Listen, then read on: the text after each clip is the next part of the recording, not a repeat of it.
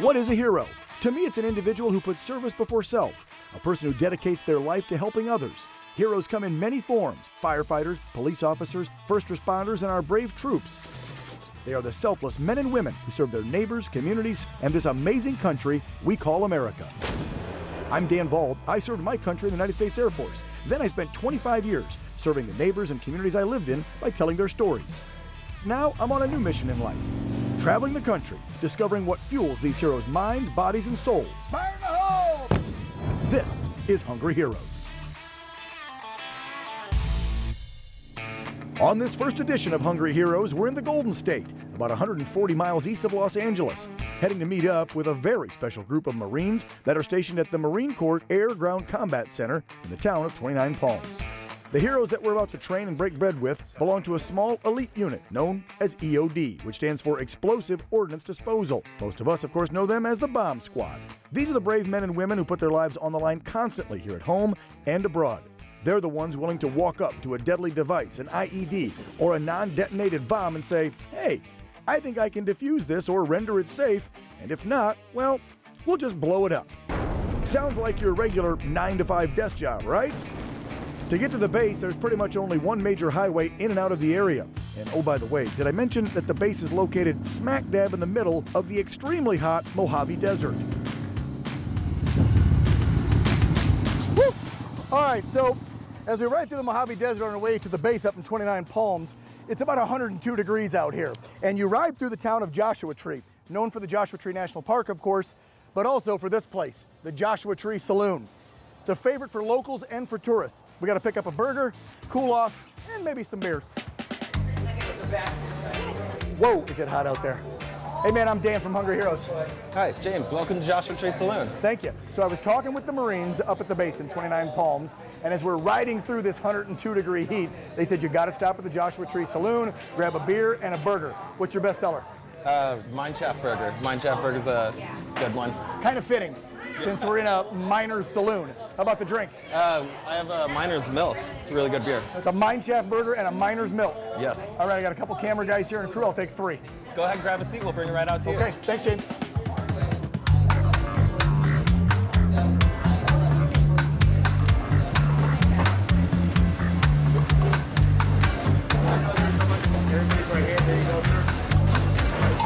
Mine Shaft Burger. There you go, Dan. 1 Mine Shaft Burger. All right, so what am I eating here? What's on this burger, James? It's a half-pound patty with a Thousand Island dressing, cheddar cheese, lettuce, tomatoes, pickles, and onions. Well, I am starving. It has been a long, hot ride. I cannot wait. Burger meat, James, excellent. And I love those buns. Are those homemade here at the saloon? Yes, they're fresh buns. You got great buns. Thank you. As we head a few more miles up the road and enter the small military town of 29 Palms, I'm told there's a restaurant there that the local Marines love to visit when they get some of their well-deserved time off. All right, guys, one last stop before we head over to the base and meet up with the Marines, and they told me I had to stop here. This is the Rib Company. Hey, are you Jen? Yes, I am. Hey, I'm Dan from Hungry Heroes. Nice to meet you. So I'm gonna go on a limb here and say I should try what? The ribs? I would think so, or we need to change our name if we don't do that well, right? All right, let's go see what's All smoking. right, come on over. Jennifer, this looks amazing. This is right up my alley. I mean, next to a good burger, anything barbecued and grilled, I love it. Everything is homemade from scratch. We hand cut every steak. We have a house rub, which is our dry rub baby backs. It's my personal favorite. It's so amazing. And we also do a Tennessee whiskey glaze. Takes us about 7 hours to make. It's absolutely delicious. Little sweet, little heat, and then our classic homemade non-vinegar based barbecue sauce. And what are these dangerous things I'm looking at? Those are one of my favorite things ever. They are grilled jalapeno appetizer. It's fresh jalapenos that we stuff with 3 kinds of cheese, bacon, chive, seasoning, and then we cook it outside over mesquite. And Grill Master Brandon, can I try this real quick? Can I try my hand at it? All right. Look at those babies. Here we go, Dan. So here we have the rib sampler. You get a sample of all 5 types of our ribs that we offer. Oh my gosh. I feel like, are you allowed to do this here? It's almost mandatory. I know I'm upsetting my crew by grabbing my microphone, but I think I'm gonna need this to handle these. Ooh. Woo-hoo-hoo. Fresh jalapeno, got the different cheeses in there. Oh my goodness. Wow. Creamy, rich, and then hot and spicy. Everything is so freshly made. You can definitely tell this food's made with a lot of love. So I take it the Marines are always in here. I mean, just a couple miles from the front of the base. Every day, all day. Jen, Absolutely. thank you so much. Thank you for Really appreciate coming it. and seeing us. We appreciate it. Yeah, you take care. Well, now that we had an opportunity to cool off and fuel up myself, our crew, and the bike, it was time to head to the base and meet up with the EOD commander, Captain Steve Tam, and begin my grueling day of training with these American heroes. Hey Dan, welcome to 29 Palms. Captain Steve Tam. Dan Ball, thanks for having Hungry Heroes. Appreciate the invite. Absolutely, it's great to have you here. Let's go meet the EOD team. All right, let's go. Let's do it. Straight ahead on Hungry Heroes, the EOD Marines in 29 Palms get me suited up and send me on a mission. We'll find out just how dangerous their job is and whether or not I'll pass out while wearing their 90-pound bomb suit. That thing is hot. That's all next when Hungry Heroes returns.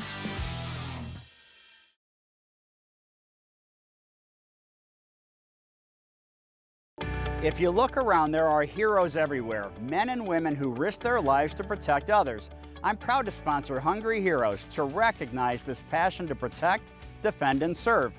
I'm Dave Mortosh. At Mortosh Financial, we protect another aspect of your life, your money. We believe in safety while still getting solid growth and lifetime retirement income if needed. No one wants to outlive their money. Please call the number at the bottom of your screen or go to my website, mortoshfinancial.com. Okay, let's recap. We rode over 140 miles, mostly in the blistering heat, with temps reaching over 110 degrees. Along the way, we stopped at two different eatery hotspots that our heroes told me they enjoy, the Joshua Tree Saloon in Joshua Tree, California, and the Rib Company in 29 Palms. Now we're about to head onto the base with the commander of the EOD unit, Captain Stephen Tam, and meet up with his team, as they'll show me what it's like to spend a day in their boots. And main this 6, we're through the gate on the way. Roger that, we'll be ready. So, Cap, something I always found unique about Marines versus like when I was in the Air Force, or as you guys like to tease, the Chair Force, is Marines are radical about being Marines. Absolutely. It's ingrained in your body. There's a moral and ethical code that you abide by. This is the largest Marine Corps base in the U.S. Did I get that right? Correct, yes. It is just over 1,100 square miles of real estate. See that mountain up there, that's Hidalgo Mountain. That's part of the installation, but that's halfway to the far end of it, and that's right around 15, 16 miles away. Wow. Yeah. At some point, if a Marine's been a Marine, there's a very high likelihood they've either been stationed in 29 Palms or they've had to come to 29 Palms for service level training exercise. There's no other place in the Marine Corps and mostly in the DoD, aside from very finite places, where you can do that level of training with that many people using that type of ordnance and that type of equipment. Aircraft dropping bombs and then having forces maneuver through the area. Infantry Marines firing mortars and then having people maneuver through the area. You can't do that on other ranges and installations. Yeah. So for a lot of folks, Captain, EOD means nothing. EOD means what? Explosive Ordnance Disposal. And our responsibility here at the Combat Center is to serve as the civilian variant of the bomb squad for the installation. That's where we're primarily based out of. This is headquarters? Yes. And you're the boss. I saw your name on the sign. Oh yes, yeah, it is. Yeah. That's myself and the EOD officer, and then I have nine enlisted technicians here, ranging from sergeant to master gunnery sergeant. Gunner Sergeant Scarpello, my supply staff Sergeant NCO. Dan Ball. Nice to meet you. Staff Sarge. Sergeant Bowler. Dan, nice to meet you. Staff How you Sergeant. doing? Staff Sergeant. Sergeant Bowler. Rod, welcome back. How was Quantico? Excellent.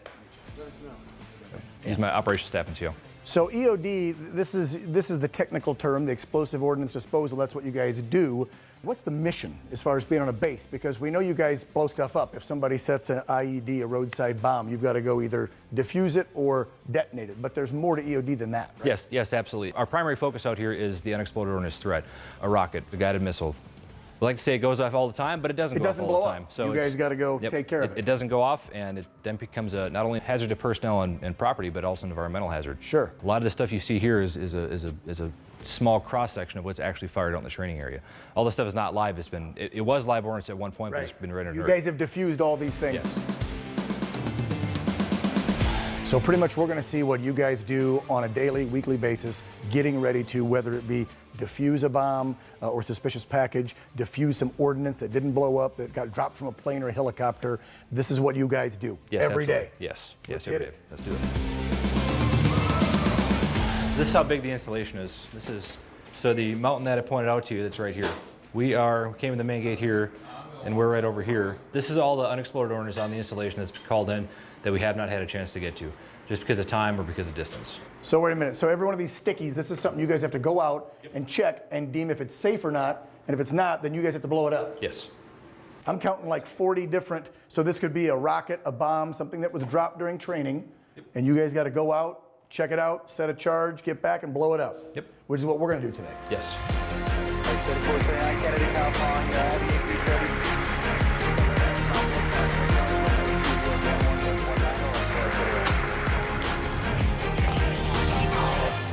So this right here is range 051. This is the EOD only training range where we do the vast majority of our training.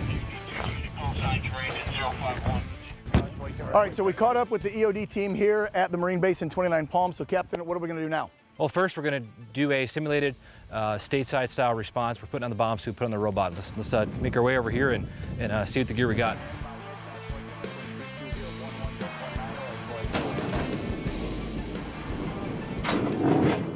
Here's your helmet.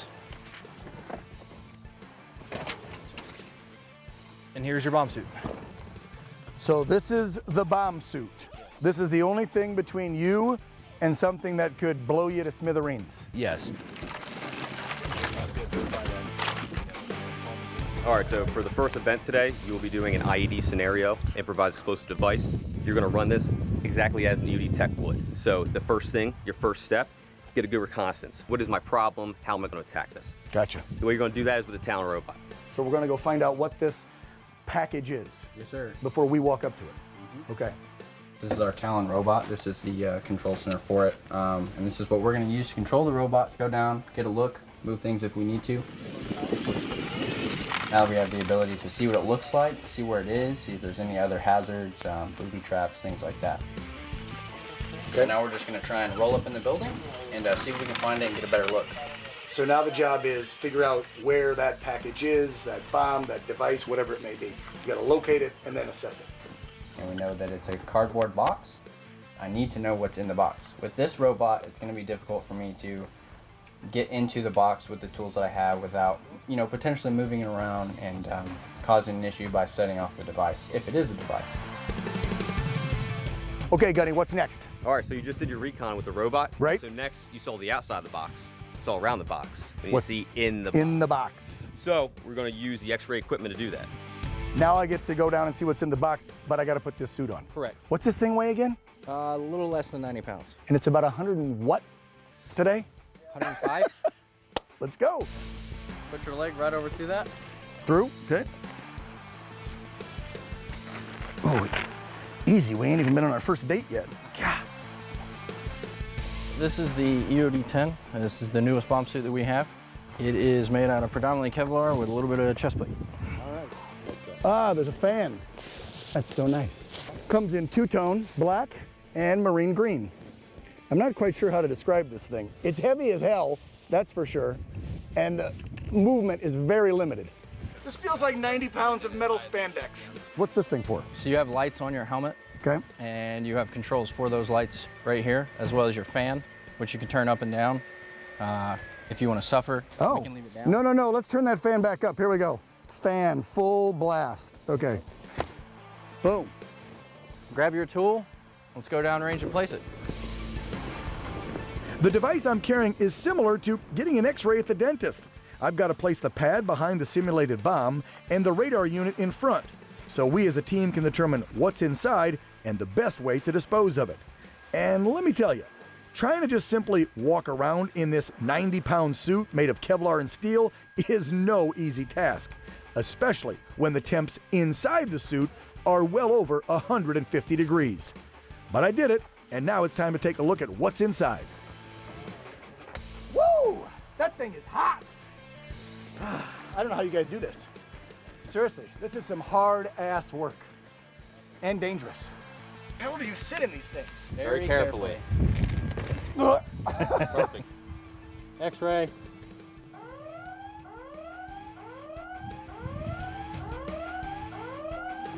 Okay, so we got the image. We can see all the internals of the box and what we're looking at. Based on that image, I would recommend using one of our energetic tools, and we're gonna render safe that device. I'm gonna go do that. You're gonna go do it. Okay. So this is Phil, our Marine Corps Hollywood liaison. We have to approve everything through him, so I just gotta check real quick before I say this. Phil, is it okay that I say in this suit? It's hotter than a... Is that okay? What if I say it's hotter than a... No? Okay, real simple. It's as hot as a... That's all right?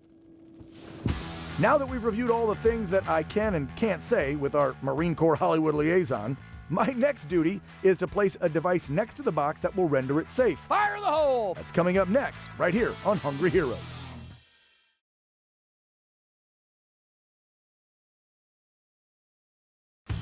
Welcome back to Hungry Heroes. So far, the EOD unit here at the Marine Corps base in 29 Palms has shown me how they train, what they wear when they attempt to defuse a bomb, but now it's time to learn how to render that bomb or device safe. And there's two main ways that they're about to have me demonstrate.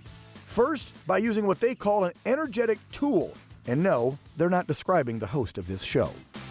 Your final step is going to be to take your pan, the percussion actuated neutralizer, which is also an energetic tool, to render safe our explosive device. Get rid of the bomb.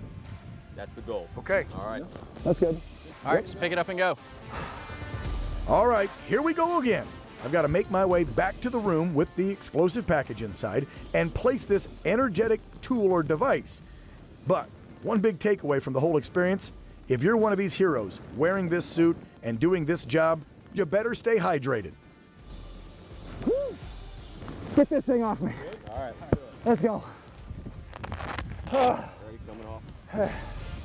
Oh my God. Can we ring this? Now, imagine doing that when there's an actual bomb down there, not a whole stage situation. Woo! Hot is an understatement. So we got your firing device all set up. Your tool is downrange to take your render safe shot. Okay. You're gonna press and hold arm till the red light comes on. Give me 3 loud fire in the holes, and then press fire. Go ahead and arm it. All right, everybody good? Everybody safe? So we're arming, we hold it, and then fire in the hole! Fire in the hole! Fire in the hole!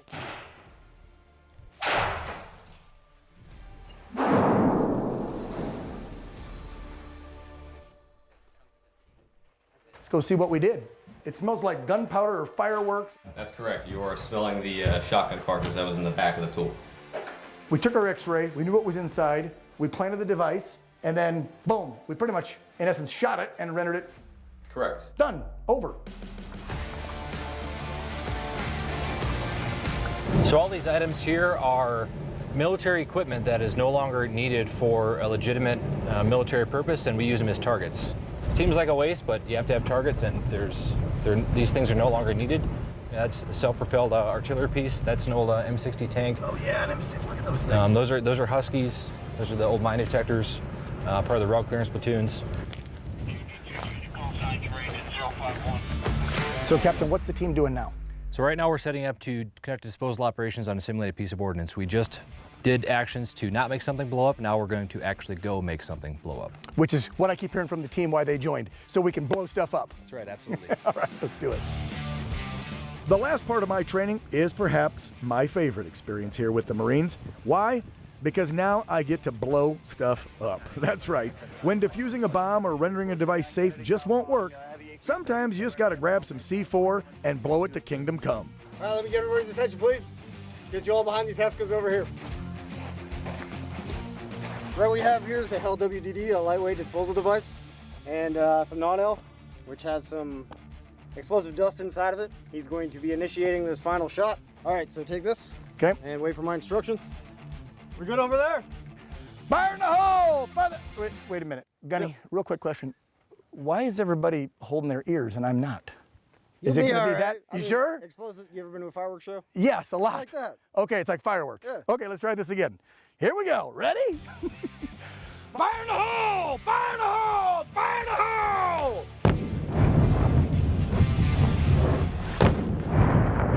And let me tell you folks, an explosion like that with C4 is nothing like your usual 4th of July fireworks. Check this out. This is the shockwave from the explosion on another one of our Hungry Heroes cameras. Captain, thanks, man. This has been really eye-opening, a lot of fun. I can tell this is a dangerous job. Love you guys for protecting us and doing something like this. I'm a little hungry though. I've worked up an appetite. Can we see what Marines in EOD eat? Absolutely. All right, let's hit it. Let's hit it. Now that my training is complete, I wanted to sit down with these heroes and discover what fuels their minds, their bodies, and their souls. Not just what sustains their bodies in the field when they're training, but also what drives them to do what they do day in and day out. And in addition, what drove them to sign up and serve others. All right, we're back here at the EOD shop with the captain and his team, and we have definitely worked up an appetite. We decided not to eat downrange because it's 105 degrees. So we've got the MREs. Anybody that's ever served the military, you know about these meals ready to eat. Do you guys have favorites? What's actually good nowadays? It's been like 25 years since I've eaten these. All these are actually pretty top notch. Meatballs with marinara. We've got chili with beans. We've got chili mac. Ooh, Southwest style beef and black beans. And this one is spaghetti with beef sauce. Rodriguez, what should I eat? Chili mac for sure. Chili mac, guys. Chili mac. Chili mac, Captain. Chili mac. We'll dig in, guys. Which ones are you eating? Chili with beans. I'm gonna go Chili with beans. Here we go, spaghetti. Who wants spaghetti? I got a beef stick here. I got orange powder. What do we do with that? We put that in the water? Trade you a cracker for this beef stick. All right, guys. I can't wait to try this chili mac. This looks familiar. You about to eat that cold? Well, that's the way you do it, right? You can be a little fancy. All right. So what do we do? By the way, this is actually really good. Eating these over a period of time, things start to get, old. Yeah, if you're eating this 3 times a day for a year deployment and you're not in a normal mess or chow hall, I gotta imagine this stuff gets really old. You put some cheese in there. You got some crushed red pepper right there. So what do I do? Dump that in there first. All right, this is my chili mac. All right. Vegetable cracker. A little bit of jalapeno cheese spread. Stir it up with your spoon. Little pepper, red pepper. Some crackers, some jalapeno cheese, and a little red pepper. Call that chili mac. And we're just eating it straight out of the bag, lukewarm. Nothing fancy. We're with Marines. Let's try it out.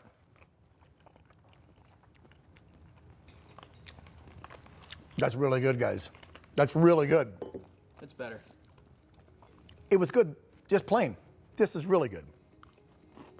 All right, guys, I'm getting stuffed, but I gotta ask you guys, because this has been a really eye-opening experience for me. You know, serving in the Air Force and doing what I did is nothing compared to what you guys do on a daily basis. So, first of all, Gunny, Sergeant, tell me, you guys, why you joined the Corps, and then why you do something like this. How about you, Rodriguez? Well, I joined the Marine Corps. I guess all my life I wanted to serve in one of the branches of the military. Marine Corps just kind of fell into place because I've had family that was in the Marine Corps. I was mainly looking for, like we spoke about, the tight community, kind of having a brotherhood, and to challenge myself even further. And it's been great. It's just constant learning all the time. With this job in general, there's non-mastery. There's too much ordnance in the world for you to learn every single specific detail about every ordnance item, and that's only one aspect of our job. So you're learning every day. That doesn't include improvised explosive devices or chemical or anything else that we may be tasked to handle. So it's non-mastery. You're never going to learn everything there is to know about EOD. The fact that we're always pushing each other, at the same time we have each other's back, is probably one of the most reassuring things if you think about it, because you know the person, your team member, is a competent individual who is there doing the job, you two together, and same goal, same vision. This is a real brotherhood. It is. I can tell in this building, you know, you see cops, firefighters, military units. I mean, you have the building, you have a little kitchenette bar area where you guys can come together and bond, and this is about the brotherhood because everybody has to have each other's back. That's right. Yeah, knowing you're actually making the world a better place. In Iraq and Afghanistan, terrorists and insurgents would put out improvised explosive devices. Those are indiscriminate killers. They can kill military people, they can kill the innocent women, children, people that is not the target. Same with unexploded ordnance. When we go out there, we're actually physically making the world a better place by taking that hazard and reducing it, either rendering it safe, destroying it, or just confirming it's not actually a hazard. That's really something that is a driving force for me personally, is knowing that I'm actually really making a difference. A lot of people make a difference in this world. Not to say that they're not making a difference, but we're taking something that is legitimately dangerous for anybody, and we're fixing it. Yeah. Well, God bless you guys. My hat's off to you. Cheers to the EOD guys. 29 Palms, thank you so much for showing me the ropes today, showing me what you eat. It wasn't bad, by the way. And I'll tell you, you guys do what many of us would not do. So thank you much. Appreciate it. A big thanks to all the Marines at the Marine Corps Air Ground Combat Center that made this episode possible, along with the folks, the Joshua Tree Saloon and the Rib Company. Before we leave you, I got to let you know there is one more great aspect of Hungry Heroes. This show is going to be giving back. Thanks to Herring Broadcast, the parent network of OAN and AWE, each episode will be donating $5,000 to the Fallen Hero Memorial Funds that are tied to the units that we've profiled. So in this episode, that check will be written out to the EOD Warrior Foundation. On the next episode of Hungry Heroes, we're heading to the land of movie stars, swimming pools, and golf courses, Palm Springs, where we'll be meeting up with an all-volunteer unit known as the Palm Springs Mounted Search and Rescue Team. For over 60 years, these brave Americans hiked the desert mountains in extremely intense, life-threatening temperatures, all in an effort to save lives. Until then, keep the rubber down and the paint up, and don't forget to honor the heroes among us.